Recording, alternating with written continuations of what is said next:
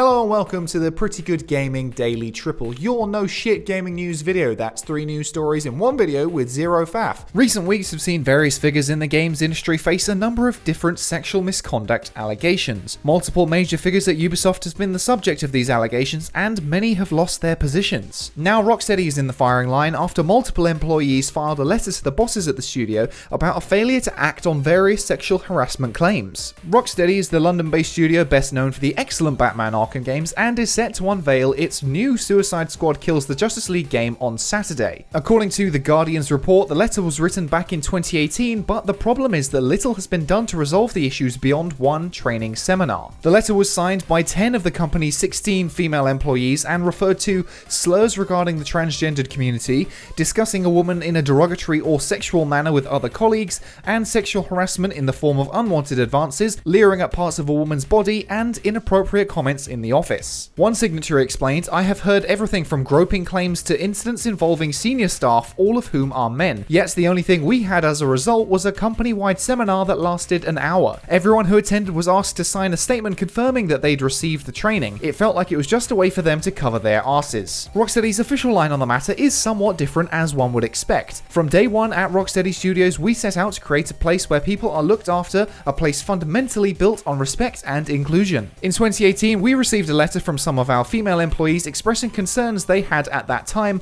and we immediately took firm measures to address the matters that were raised. Over the subsequent 2 years, we have carefully listened to and learned from our employees, working to ensure every person on the team feels supported. In 2020, we are more passionate than ever to continue to develop our inclusive culture, and we are determined to stand up for all our staff. Now, I'm not sure how a 1-hour seminar on how to not be a creep is a firm measure, especially since a number of the letter signatories have now left the company as they believe not enough has been done. They also went on to criticize the appearance of Harley Quinn and Poison Ivy in the Batman Arkham games, but did say that 97 to 98% of the developers there are incredible people, and it's so unfair that this will land on them because a few of them weren't managed properly. The story was published by The Guardian yesterday, but the newspaper contacted RockSteady last Thursday for comment, which resulted in a full staff meeting where management discussed the letter for the very first time with the whole team. Until now, the letter was kept within the company by the signatories so as to avoid leaving on bad terms and not being credited for their work on RockSteady's upcoming Suicide Squad game. Apparently, after everything happened with Ubisoft so publicly, the signatories shared the letter with The Guardian in hopes of making actual progress. I think a good outcome of publicizing the letter is basically showing the games industry in general that no matter how big your company is, how much you promote it as supportive of diversity, if you keep putting your head in the sand, you will eventually be outed. I think the most interesting thing about this whole case isn't what forms of sexual misconduct may or may not have happened, but the fact that management supposedly did next to nothing about it for 2 whole years. Clearly, the best way to get any sort of a result is to put the company's PR at risk, and that's exactly what happens by sharing the letter with the press. It's a particularly savvy strategy when there is a new game reveal coming very soon, meaning that everyone is already talking about RockSteady anyway, so the signatories can make their voices even louder. Whether you agree with the decision to make it public or not is one thing, but it's definitely a smart move if you want to get your point heard. After The Guardian's article came out, so did this 13-minute video by a former senior writer for RockSteady, Kim McCaskill. Her video comes in direct response to the article, and she claims to be the woman who wrote the aforementioned letter, which was signed by a number of her colleagues. McCaskill left RockSteady in 2019 after being one of the company's longest-standing writers and worked on the upcoming Suicide Squad game. She highlights a similar statement to the one quoted by The Guardian, saying that 99% of RockSteady employees were some of the nicest people she's ever worked with, but that it's a shame 1 or 2 people had to ruin it all. She touches on her own experience of sexism at the company and how the culprit still remains at RockSteady. McCaskill spoke to a number of female employees at the studio, many of which she'd never spoken with before,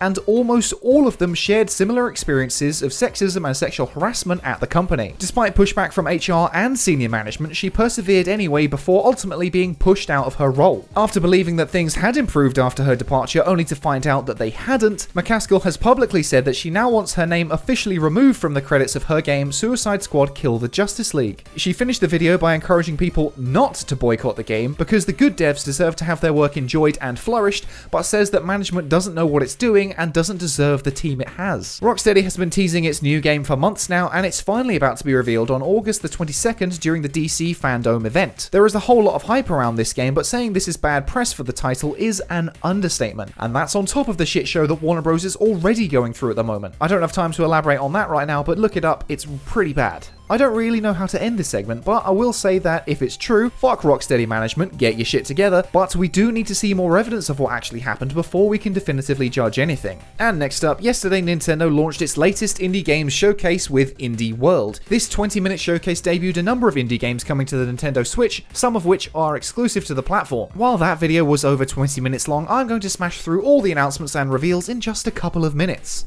There's links to all the individual trailers as well as the full announcement stream in the description. It's the deep breath before the plunge.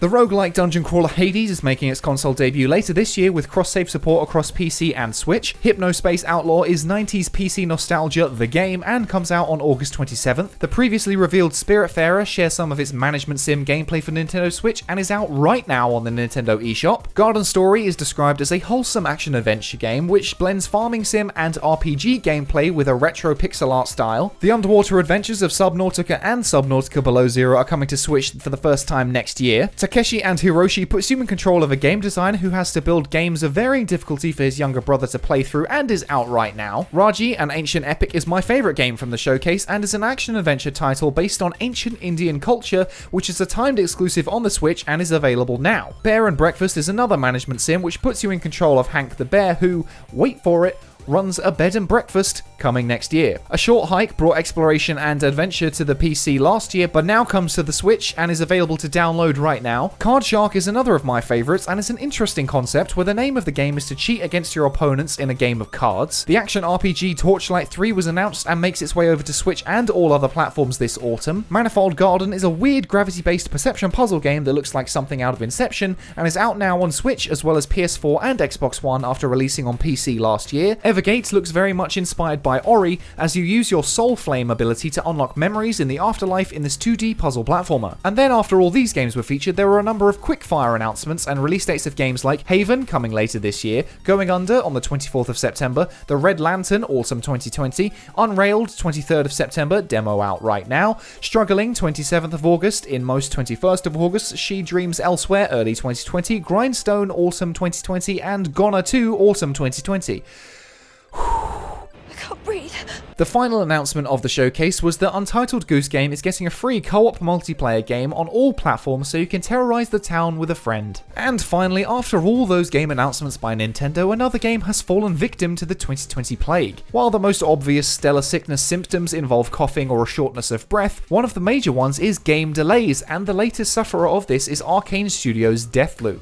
In a statement made to Twitter, the studio explained straight away that it has moved the launch of the game from this holiday season to the second quarter of 2020. This is quite a substantial delay and now means that the game will launch between April 1st and June 30th. I'm always in favour of delays as it makes the game better in the end, but this is another launch title for the next console generation which has been pushed. Without enough games, the PS5 and Xbox Series X may end up with a flatter launch than both companies would hope for. That's not too much of an issue right now, but we could start seeing more games shifting their release window to next year. Nonetheless, I absolutely love Dishonored 1 and 2, and I'm really excited to see what Arcane is doing with Deathloop, especially as it's a brand new IP. And that's your lot for today. If you enjoyed this no shit format, go ahead and give the video a like to give it a boost, hit subscribe and the bell if you want to stay up to date on all future installments. Toss a coin to your YouTuber over at patreon.com/prettygoodgaming. That's all for today. I've been Henry Cooper. Bye for now.